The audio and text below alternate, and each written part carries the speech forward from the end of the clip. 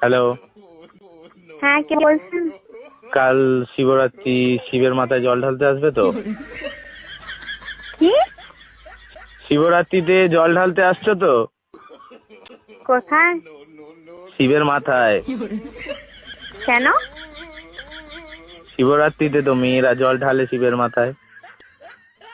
আপনি কে বলছেন বলুন তো? আমি শিব বলছি, শিব? ভগবান শিব। ও, উপর থেকে বলছেন? কৈলাস থেকে। কৈলাস থেকে? কৈলাসে আছি।